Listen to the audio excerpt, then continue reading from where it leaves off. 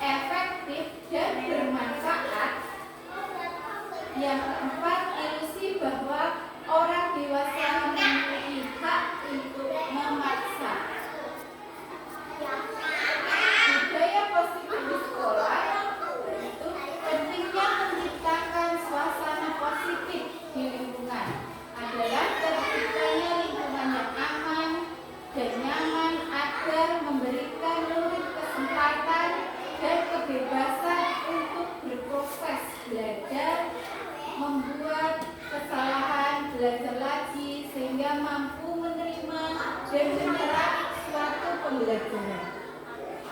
Lingkungan positif dan kesiapsiagaan guru untuk membantu siswa, maka siswa dan orang tua tidak akan ragu dan merasa terintimidasi bertanya karena guru merangkul semua siswa.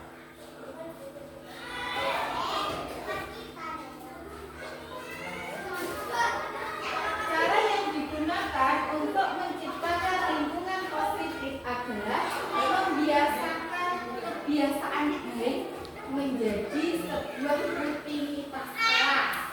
Menciptakan lingkungan positif diantaranya yang pertama, suasana menyenangkan, kondusif, aman dan nyaman, sikap guru yang terbuka dan sangat semangat untuk belajar hal baru yang menciptakan pembelajaran berpihak pada murid. Adanya kolaborasi yang positif antara ekosistem sekolah untuk mewujudkan visi yang dilakukan secara konsisten dan berkesinambungan. Yang kedua, saya menciptakan lingkungan positif yang dimulai dari diri sendiri. Kemudian memberikan contoh positif sebelum saya mengajak yang lain, melakukan kolaborasi positif dengan berbagai pihak untuk menjalankan disiplin positif di lingkungan sekolah. Nah, misalnya disiplin positif yang saya lakukan di sekolah agar menjadikan contoh bagi anak-anak, misalnya adalah menggunakan pakaian sesuai dengan harinya, menggunakan pakaian yang rapi dan sopan, kemudian berangkat tepat waktu. Itu salah satu contoh yang saya ajarkan dan semoga itu bisa menjadikan teladan bagi anak-anak didik kita. Walaupun hanya sekedar hanya berpakaian, menggunakan pakaian yang rapi, itu sudah merupakan contoh bagi anak. Karena kita adalah sebagai guru, itu biasanya kita itu ditiru. Anak-anak pun lebih percaya dengan apa yang guru katakan daripada apa yang dikatakan oleh orang tua. Misalnya saja kalau guru menyuruh memakai sepatu hitam, nah anak-anak itu pasti juga nurut. Tapi kalau orang tuanya, anak-anak kadang rodok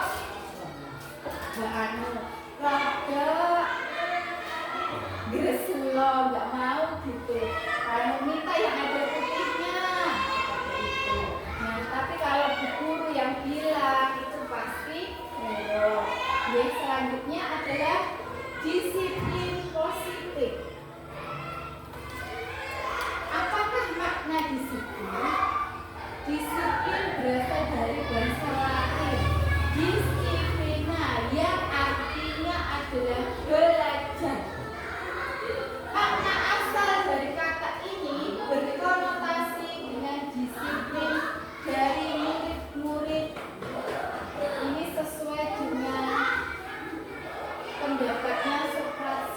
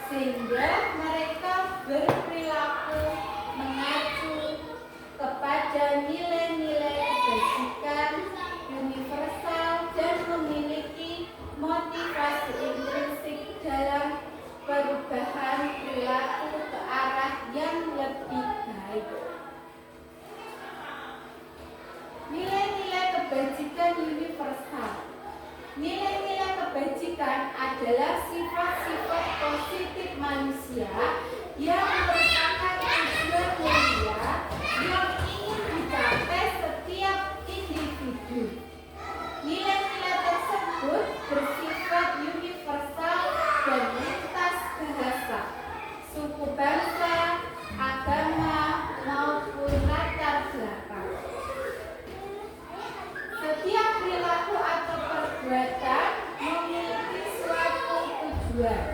Seperti menurut Dr. William James pada teori kontrol tahun 1984. Dengan mengaitkan nilai-nilai kebajikan yang diyakini seseorang, maka motivasi intrinsiknya akan terbangun, sehingga menggerakkan motivasi dari dalam untuk dapat mencapai tujuan mulia yang diinginkan. Ini menurut Diana Boston tahun 1998. Nilai-nilai kebajikan yang ingin dicapai oleh setiap anak Indonesia itu kita kenal dengan profil pelajar Pancasila. Profil pelajar Pancasila yang pertama, beriman dan bertakwa kepada Tuhan Yang Maha Esa dan berakhlak mulia. Yang kedua, mandiri. Ketiga, benar kritis. Keempat, berkebinekaan global. Yang kelima adalah gotong royong dan kreatif. Kemudian teori motivasi, dukungan, dan penghargaan serta restitusi. Teori motivasi perilaku manusia yaitu ada motivasi eksternal dan ada motivasi internal. Yang pertama, untuk menghindari ketidaknyamanan atau hukuman. Apa yang akan terjadi apabila saya tidak melakukannya? Ini termasuk motivasi eksternal. Yang kedua, untuk mendapatkan imbalan dari orang lain atau institusi. Apa yang akan saya dapatkan apabila saya melakukannya? Itu termasuk motivasi eksternal. Yang ketiga, untuk menghargai diri sendiri. Saya akan menjadi orang yang seperti apa bila saya melakukannya. Ini termasuk motivasi internal yang merupakan tujuan disiplin positif. Dihukum oleh penghargaan, bahwa penghargaan berlaku sama dengan hukuman, dalam arti meminta atau membujuk seseorang melakukan sesuatu untuk memenuhi suatu tujuan tertentu dari orang yang meminta atau membujuk. Dorongannya eksternal dan akan ada faktor ketergantungan beberapa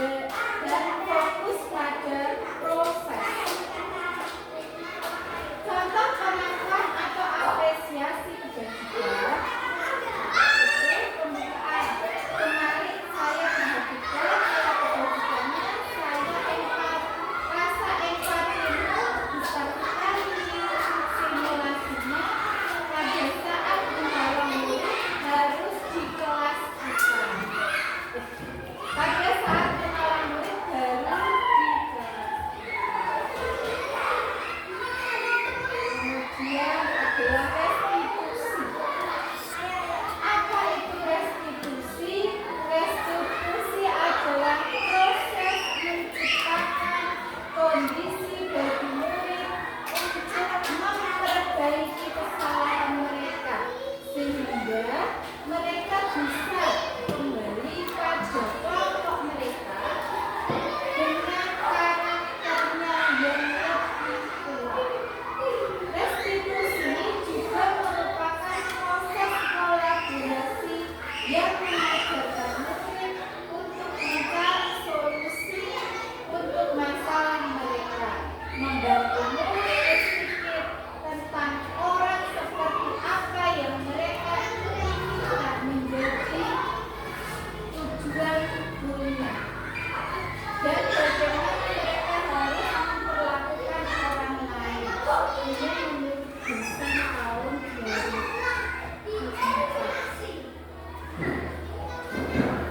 Kemudian ciri-ciri restitusi. Ciri-ciri restitusi yang pertama, bukan untuk menebus kesalahan, namun untuk belajar dari kesalahan. Yang kedua, memperbaiki hubungan. Ketiga, tawaran bukan paksaan. Yang keempat, restitusi menuntut untuk melihat ke dalam diri. Yang kelima, restitusi mencari kebutuhan dasar yang mendasari tindakan. Keempat, restitusi diri adalah cara yang paling baik. Restitusi fokus pada karakter, bukan tindakan. Restitusi fokus pada solusi. Restitusi mengembalikan murid yang berbuat salah pada kelompoknya. Kebutuhan dasar manusia. Kebutuhan dasar manusia yaitu kebutuhan dasar untuk bertahan hidup. Yang pertama adalah penguasaan, yang kedua adalah kasih sayang dan rasa diterima, yang ketiga adalah kesenangan, yang keempat adalah kebebasan. Penguasaan di sini berarti misalnya seseorang itu memiliki kemampuan penguasaan di bidang apa. Misalnya saya seorang guru, penguasaannya adalah mengajar. Saya mampu mengajar anak-anak dengan baik dan mereka merasa senang. Itu merupakan penguasaan yang ada pada diri saya. Kasih sayang dan rasa diterima. Seseorang itu, Bapak Ibu, bila memiliki rasa kasih sayang dan rasa diterima oleh paling tidak adalah keluarganya, misalnya oleh suaminya disayang, oleh anak-anaknya disayang, orang itu akan merasa senang dan merasa diterima oleh keluarganya, merasa dihargai. Itu merupakan pendorong seseorang untuk bersemangat dalam melakukan apapun. Untuk kesenangan, seseorang ini memiliki kesenangan. Misalnya kalau saya senangnya misalnya senang jalan-jalan. Saya senang jalan-jalan bersama keluarga. Saya senang makan-makan di luar. Itu suatu kesenangan yang saya miliki. Itu harus kita harus senang agar kita memiliki semangat untuk hidup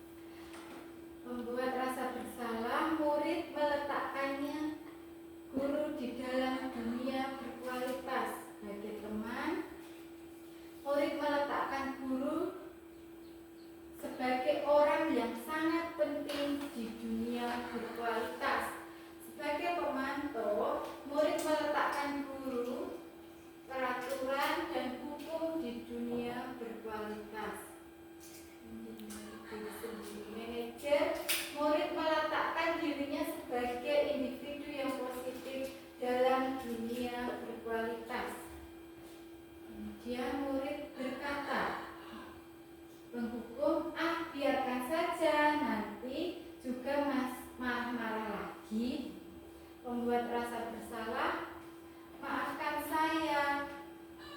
Sebagai teman, saya pikir bapak atau ibu teman saya ternyata begitu. Sebagai pemantau, berapa banyak bintang yang saya harus peroleh, berapa halaman yang harus saya tulis. Sebagai manajer, bagaimana caranya saya bisa memperbaiki keadaan. Dampak pada murid mengulangi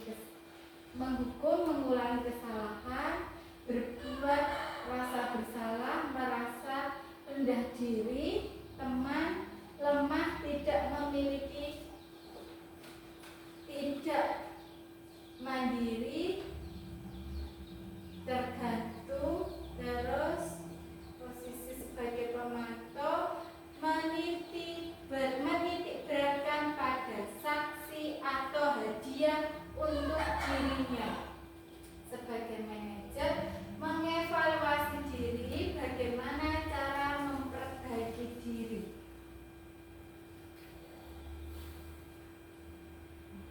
Ini contoh yang lain, pendukung. Misalnya, patuhi aturan sekolah, lalu berdiri di depan barisan. Sebagai pembuat rasa bersalah, berapa kali bu guru harus memberitahu kamu, bu guru kecewa sama kamu. Sebagai pemantau, kamu sudah melanggar aturan dan konsekuensinya.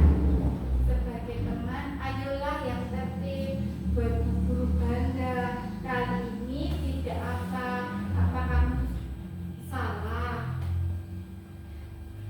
Posisi sebagai manajer, apakah kamu tahu kesalahanmu? Kira-kira bagaimana kamu akan memperbaiki kesalahan ini?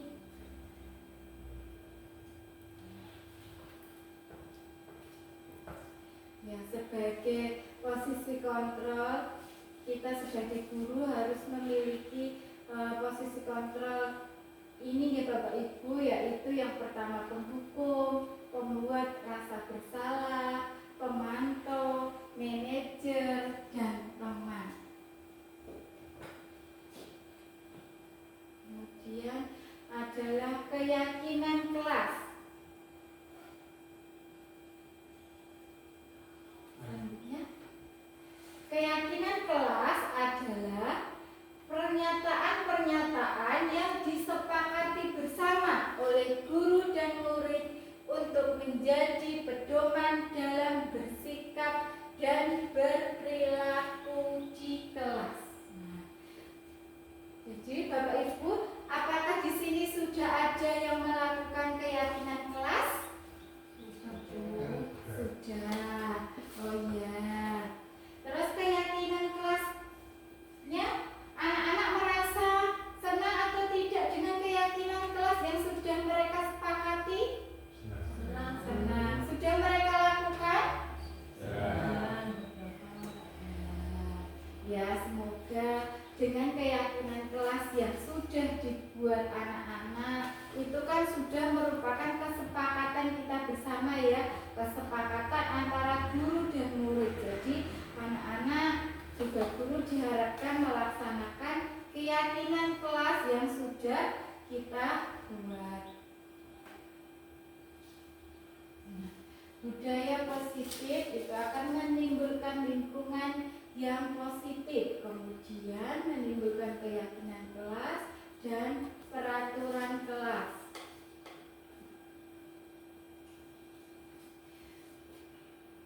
Yang mana yang merupakan keyakinan kelas dan mengapa? Nah, ini ada contoh kesepakatan kelas yang ada di TK Dharma Wanita Persatuan 1. Itu kesepakatan kelasnya. Yang pertama, datang tepat waktu, menjaga kebersihan sekolah, berdoa dan sebelum dan sesudah kegiatan, aktif dalam pembelajaran. Ini termasuk dan tertib. Kemudian kesepakatannya lagi ada kami guru dan murid yang saling menyayangi.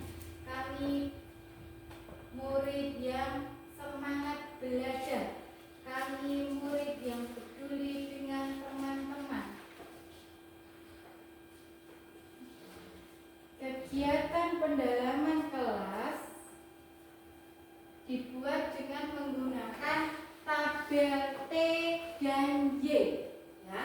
Dengan hormat, yang pertama adalah kami meyakini bahwa sangat penting untuk menghormati semua orang dan barang milik orang lain. Ini tabelnya, yaitu tabel Y, hormat, terdengar, terlihat, berperilaku. Terus bekerja. Kami meyakini bahwa sangat penting untuk mengerjakan segala pekerjaan atau mengikuti kegiatan yang telah ditugaskan. Nah, tabelnya begini: bekerja, terdengar, terlihat, berperilaku. Nah, kemudian diterima dan dimiliki. Kami meyakini bahwa sangat penting untuk merasa diterima pada suatu kelompok dan saling peduli satu dengan yang lain, seperti yang terlihat pada tabel Y. Hormat, tampak seperti, tidak tampak seperti. Bekerja, tampak seperti, tidak tampak seperti. Diterima dan dimiliki, tampak seperti dan tidak tampak seperti. Selanjutnya, lanjut. Ya, peraturan dan keyakinan kelas. Peraturan: selalu kembalikan buku ke tempatnya. Keyakinan kelasnya termasuk tanggung jawab, dilarang mengganggu orang lain. Keyakinan kelasnya menghormati orang lain. Peraturan kelas: hadir di sekolah 15 menit sebelum pembelajaran dimulai. Itu merupakan menghormati orang lain, berkomitmen. Kemudian peraturan: dilarang melakukan kekerasan. Keyakinan kelasnya adalah keselamatan, menghormati orang lain. Kemudian peraturan: bergantian atau menunggu giliran. Itu keyakinan kelasnya adalah menghormati orang lain atau bersabar. Peraturan: gunakan masker. Keyakinan kelasnya untuk menjaga kesehatan dan keselamatan. Peraturannya: jangan berlari di kelas atau koridor. Keyakinan kelasnya keselamatan dan keamanan. Ini adalah contoh keyakinan kelas yang kita laksanakan di kelas saya. Yang pertama, bersama-sama dengan murid membuat peraturannya, kemudian anak-anak menempelkan keyakinannya di kelas sesuai dengan yang mereka inginkan. Kemudian kita buat keyakinan kelasnya seperti pada gambar ini, ya Bapak Ibu. Terus selanjutnya adalah segitiga restitusi. Segitiga restitusi ini yang pertama adalah menstabilkan identitas.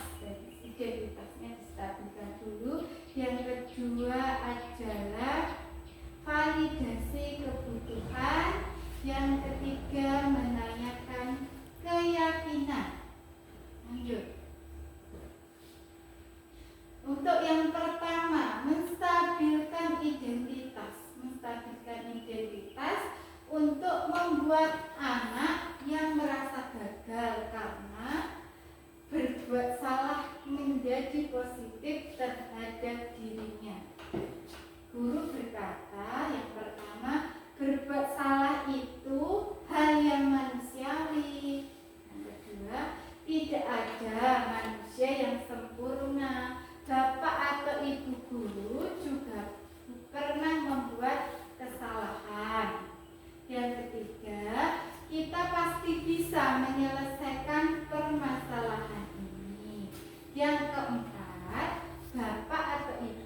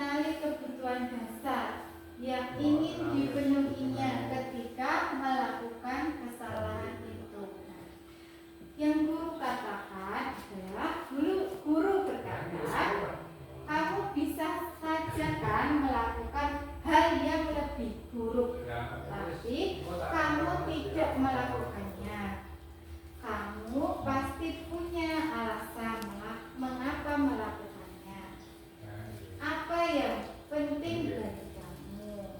Kamu boleh tetap berusaha menjaga sikap itu, tapi tambahkan sikap yang lain atau yang baru.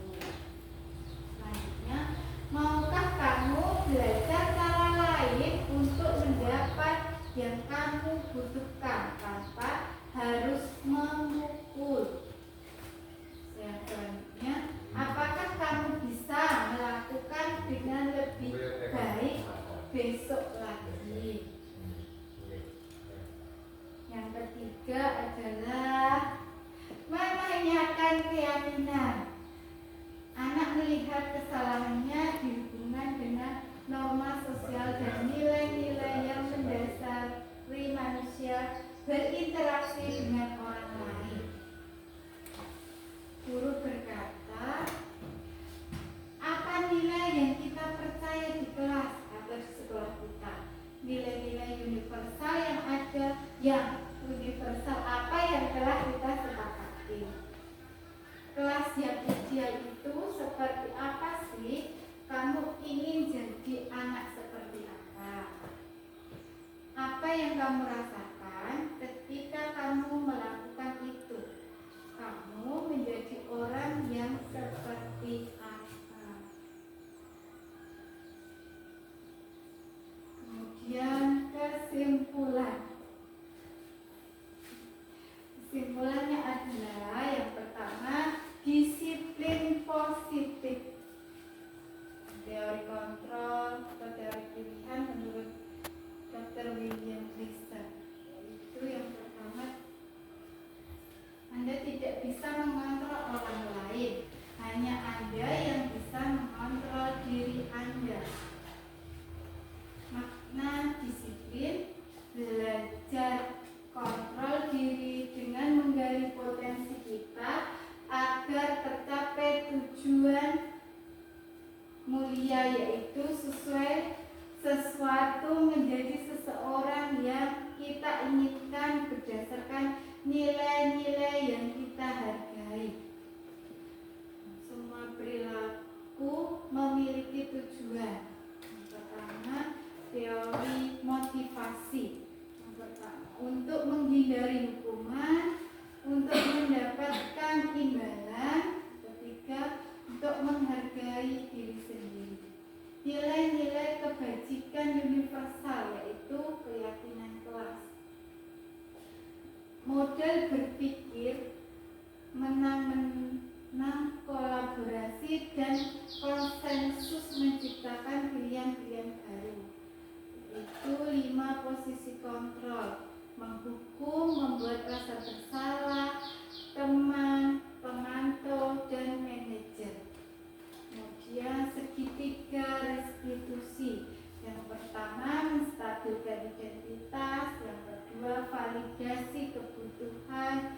Yang ketiga, menanyakan keyakinan.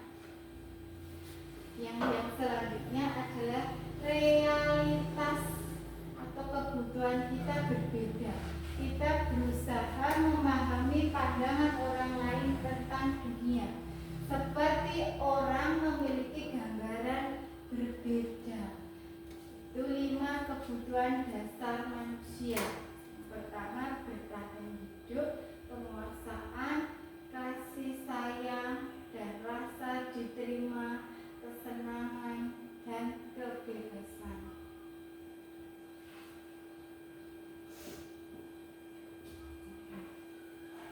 Ya, mungkin itu dari saya, Bapak Ibu. Ada yang ingin bertanya atau ada yang ingin memberikan tanggapan? Monggo. Ya, maaf Bu Dina, izin bertanya. Terima kasih sebelumnya. Sebelum waktu yang diberikan, saya itu memiliki murid yang melakukan pelanggaran terhadap keyakinan kelas yang telah kami sepakati. Saya sudah memberikan sanksi sesuai dengan kesepakatan tersebut.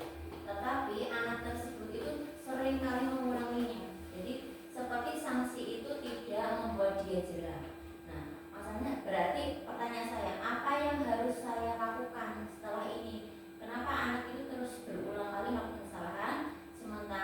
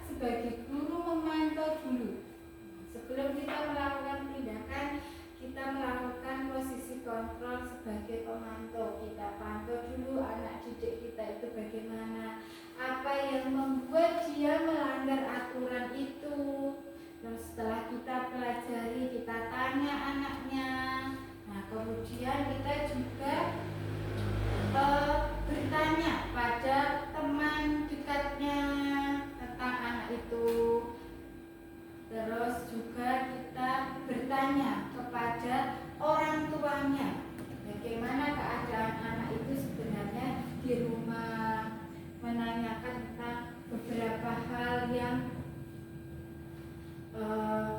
diketahui orang tuanya agar kita bisa melakukan perbaikan terhadap anak tersebut. Mungkin itu Ibu yang bisa saya jawab.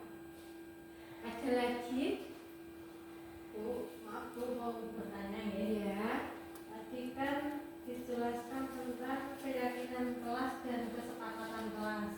Iya. Tapi mohon maaf nih saya masih bingung perbedaan antara kesepakatan kelas dengan keyakinan kelas Bu. Terima kasih. Ya, antara kesepakatan kelas dan keyakinan kelas itu sebenarnya hampir sama ya, tapi yang menjadikan berbeda adalah penjelasannya adalah kesepakatan kelas itu disusun dan dikembangkan bersama-sama antara guru dan murid. Kemudian kesepakatan kelas yang menuntun membuat nilai-nilai positif akan berujung menjadi keyakinan kelas.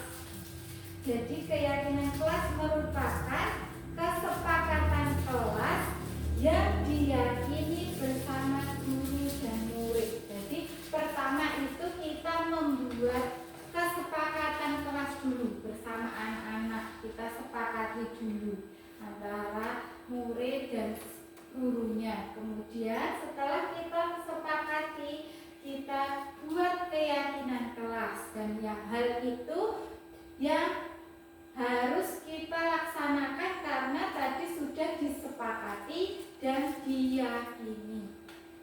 Mungkin itu yang bisa saya sampaikan ya Ibu. Monggo, siapa yang lagi mau menanggapi?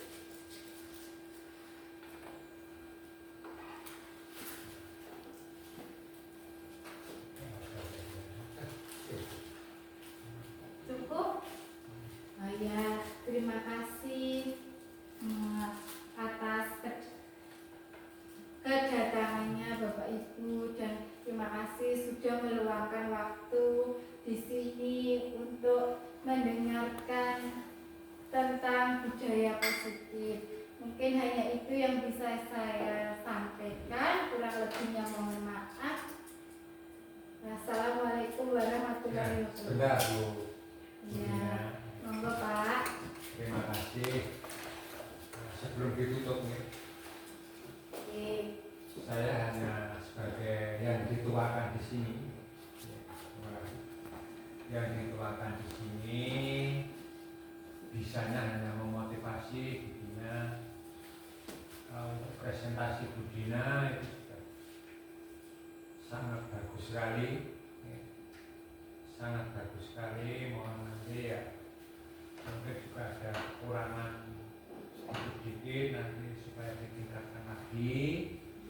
Saya hanya menambahi sedikit, mungkin ya nanti bisa untuk jadi referensi Budina kaitannya dengan masalah anak didik kita. Memang kita sebagai guru, terutama yang kelas-kelas bawah ya, yang kelas-kelas bawah itu memang membutuhkan ketelatenan, kesabaran, bahkan jangan bosan-bosan untuk selalu berkoordinasi dengan orang tua murid,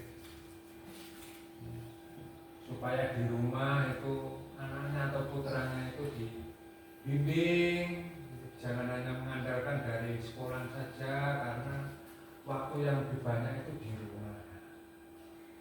Itu nanti mohon nanti Budina ya, dan teman-teman yang lain, tidak hanya Budina ini khususnya, supaya selalu berkoordinasi dengan orang tua murid. Sekali lagi untuk presentasi Budina itu sudah bagus, saya apresiasi, luar biasa bagus ya. Ada kesalahan sedikit ya nanti bisa dibenahi, ditingkatkan. Semoga saja kedepannya lebih untuk motivasi teman-teman yang lain seperti itu penggerak bisa lebih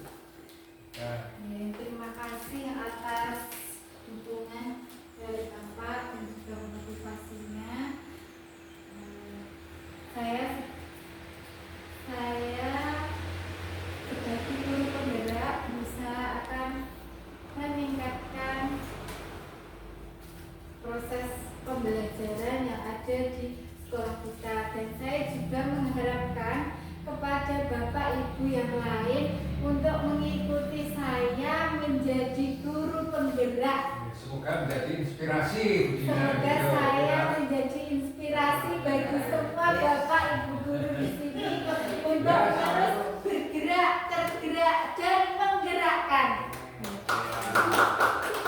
Tangan betul. Ya. Ya enggak apa-apa itu.